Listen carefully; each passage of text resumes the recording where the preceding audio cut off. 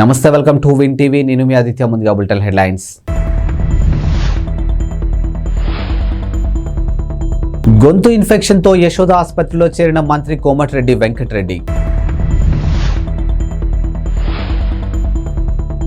ఏపీలో మీచౌంగ్ ప్రభావిత ప్రాంతాల్లో కేంద్ర బృందం పర్యటన. మంచం కింద పడుకొని తుపాకీ పేల్చిన 4 ఏళ్ల బాలుడు తల్లిదండ్రులపై కేసు. తెలంగాణ మంత్రి కోమటిరెడ్డి వెంకటరెడ్డి స్వల్ప అస్వస్థతో ఆసుపత్రిలోనూ చేరారు. ఎన్నికల ప్రచార సమయం నుంచి ఆయన గొంతు నొప్పితో బాధపడుతున్నారు. అది మరింత తీవ్రం కావడంతో హైదరాబాద్ సోమాజిగూడలోని యశోద ఆసుపత్రిలోనూ చేరారు. ఎన్నికల ప్రచారంలో విరామం లేకుండా పాల్గొని ప్రసంగించడంతో ఆయన గొంతుకు ఇన్ఫెక్షన్ అయింది. ప్రస్తుతం చలి వాతావరణం పెరగడంతో ఉష్ణోగ్రతలు పడిపోవడంతో అది మరింత ఎక్కువైంది. ఆయనను పరీక్షించినటువంటి వైద్యులు ఇన్ఫెక్షన్ స్వల్పంగానే ఉందని, ఆందోళన చెందాల్సిన పని లేదని చెప్పారు. నిన్న ఢిల్లీ వెళ్లిన వెంకటరెడ్డి లోక్సభ స్పీకర్ ఓం బిర్లాను కలిసి ఎంపీ పదవికి రాజీనామాను చేశారు. అనంతరం తెలంగాణలోని జాతీయ రహదారులు విస్తరణ చేపట్టాలని కోరుతూ national highway authority of India chairman ను కలిసి కోరారు. హైదరాబాద్ చేరుకున్న తర్వాత యశోద ఆసుపత్రిలోనూ చేరారు. ఆంధ్రప్రదేశ్లోని మీచౌంగ్ తుపాను ప్రభావిత ప్రాంతాల్లో ఈ రోజు రేపు కేంద్ర బృందం పర్యటించనుంది. ప్రభావిత జిల్లాలో నష్టపోయిన పంటలు, ఇతర ఆస్తులను అధికారులు అంచనా వేయనున్నారు. ఈ మేరకు కేంద్ర బృందం బుధవారం ఆంధ్రప్రదేశ్ కు చేరుకుంది. బుధవారం కృష్ణా, బాపట్ల జిల్లాలో, గురువారం నెల్లూరు, తిరుపతి జిల్లాల్లో అధికారులు బృందం పరిశీలన చేయనుంది. పరిశీలనకు ముందు డిజాస్టర్ మేనేజ్మెంట్ డైరెక్టర్ తో భేటీ కానుంది. 2 బృందాలుగా ఏర్పడి ప్రభావిత ప్రాంతాలకు బృంద సభ్యులు పరిశీలించున్నారు. ఆయా జిల్లాల అధికారుల నుంచి సంబంధిత సమాచారాన్ని తెలుసుకోవాలనుకుంటున్నారు. ఏపీ విపత్తు నిర్వహణ సంస్థ ఎండీ అంబేద్కర్ వెల్లడించారు.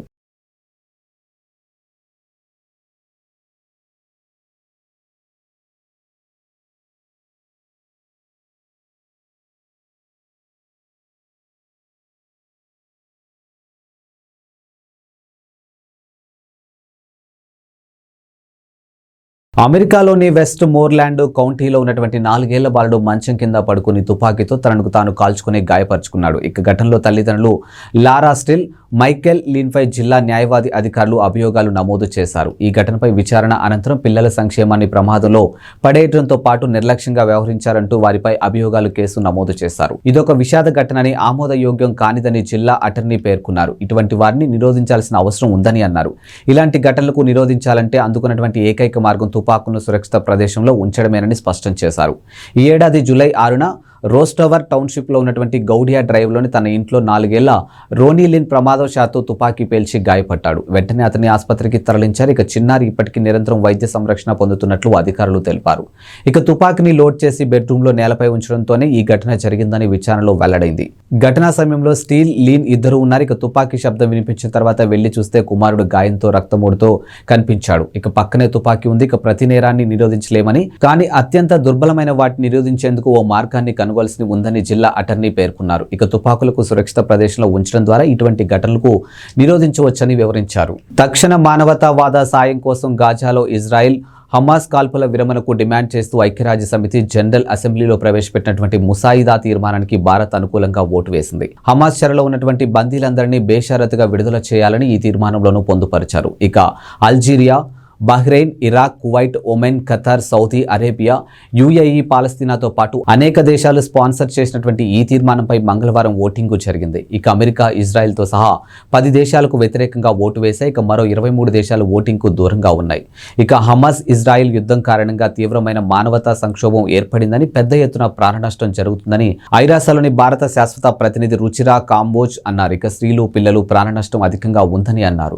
జనరల్ అసెంబ్లీలో ప్రవేశపెట్టిన తీర్మానానికి భారత్ అనుకూలంగా ఓటు వేసిందని పేర్కొన్నారు. ఈ తీర్మానంలో అనేక కోణాలు ఉన్నాయని, హమాస్ చెరలో బందీల పట్ల భారత్ ఆందోళన వ్యక్తం చేస్తుందని రుచిరా కాంబోజ్ పేర్కొన్నారు. తెలంగాణలో నూతనంగా ఏర్పడిన కాంగ్రెస్ ప్రభుత్వం వడివడిగా అడుగులు వేస్తూ ముందుకు సాగుతుంది.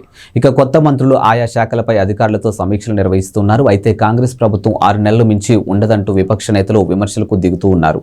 ముఖ్యంగా హిప్ రీప్లేస్మెంట్ సర్జరీ చేయించుకుని ఆసుపత్రిలో చికిత్స పొందుతున్నటువంటి మాజీ సీఎం కేసీఆర్ ను సీఎం రేవంత్ సహా పలువురు మంత్రులు, కాంగ్రెస్ నేతలు పరామర్శించిన నేపథ్యంలో ఈ తరహా విమర్శలు మరింత ఎక్కువయ్యాయి. ఈ విమర్శలకు కాంగ్రెస్ నేత విజయశాంతి కౌంటర్ ఇచ్చారు. బీఆర్ఎస్ అధినేత కేసీఆర్ ను కాంగ్రెస్ ప్రభుత్వ నేతలు మర్యాదపూర్వకంగా కలిసి ఓదార్పు ఇచ్చారని, దీనిపై కూడా కొంతమంది బీఆర్ఎస్ ముఖ్య నేతలు వ్యతిరేక వ్యాఖ్యలు చేయడం సమంజసం కాదని ఆగ్రహం వ్యక్తం చేశారు.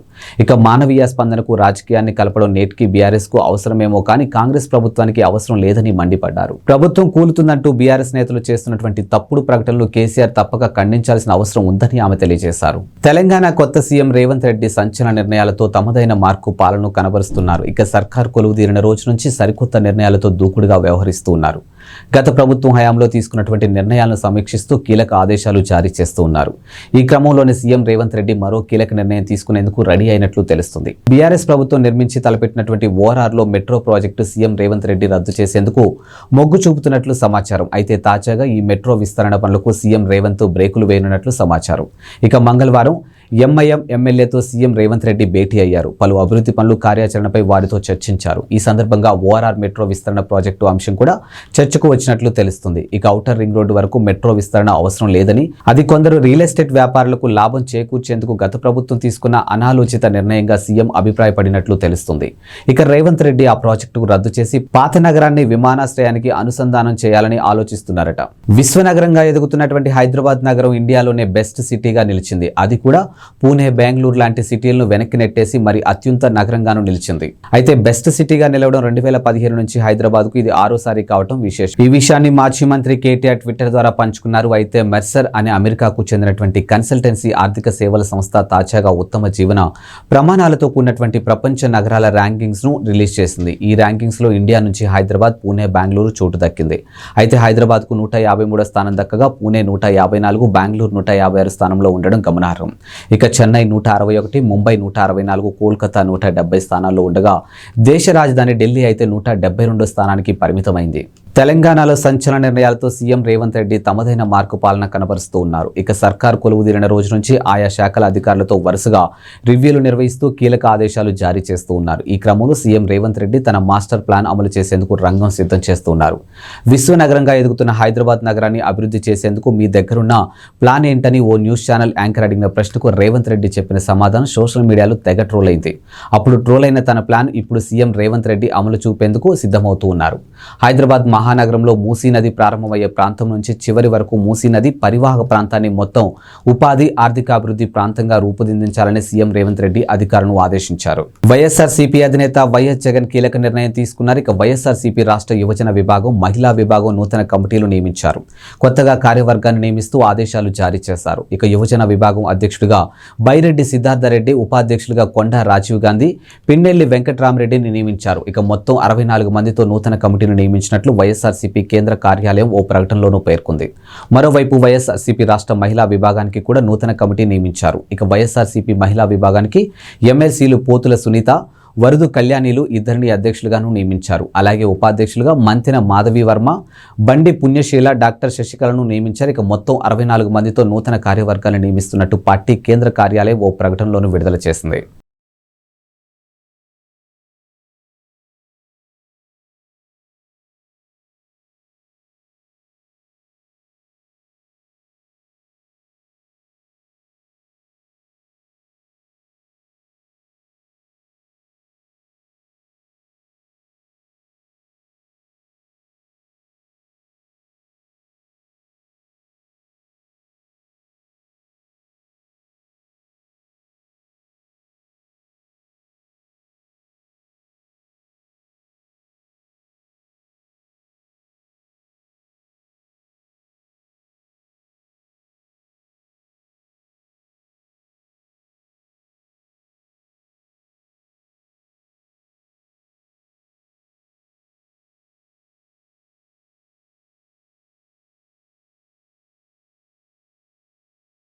శ్రీశైలం ఆలయ పాలక మండలి కీలక నిర్ణయాలు తీసుకుంది. ఇక దేవస్థానం పరిపాలనా భవన్లో చైర్మన్ రెడ్డివారి చక్రపాణి రెడ్డి అధ్యక్షన సమావేశం నిర్వహించారు. ఆలయ ఈవో డి పెద్దిరాజు 30 అంశాలు ప్రవేశపెట్టగా 28 అంశాలకు సభ్యులు ఆమోదం తెలిపారు. ఇక ప్రధానంగా మహాక్షేత్రంలో సామాన్య భక్తుల కోసం 200 వసతి గదులు కూడినటువంటి సముదాయాన్ని 52 కోట్లతో నిర్మించేందుకు ఆమోదం తెలిపింది. ఇక శ్రీశైలం క్షేత్ర పరిధిలో ట్రాఫిక్, పార్కింగ్ సమస్యలను అధిగమించేందుకు టోల్ గేట్, నంది సర్కిల్ మొదలైన చోట్ల 38.50 లక్షలతో ఫ్రీ కాస్ట్ సెంటర్, డివైడర్లు ఏర్పాటుకు అంచనాలకు గ్రీన్ సిగ్నల్ ఇచ్చారు. అంతేకాదు 29 లక్షలతో క్షేత్ర పరిధిలో పలుచోట్ల సీసీ రహదారుల నిర్మాణానికి ఆమోదించారు. శిఖరేశ్వర ఆలయ ప్రహరీ, బండపరుపు సిమెంట్ రహదారి పనులకు 49 లక్షలు కేటాయించారు. ఇక సిద్ధారామప్ప జంక్షన్ మలుపు వద్ద 15 లక్షలతో పనులు చేపట్టాలని, కళ్యాణకట్ట వద్ద 13 లక్షలతో మరమ్మతులు, అభివృద్ధి పనులు చేయడానికి ఆమోదం తెలిపారు. శ్రీశైల క్షేత్ర స్థల పురాణం, చరిత్ర, క్షేత్ర ప్రత్యేకతలను పొందుపరుస్తూ చిత్రాలతో కూడినటువంటి టేబుల్ బుక్ ప్రచురించేందుకు సభ్యులు ఓకే చెప్పారు. ఇవి వాళ్ళ బులెటిన్ అప్డేట్స్. మరో బులెటిన్తో మళ్ళీ కలుద్దాం. అంతవరకు సెలవు. నమస్కారం.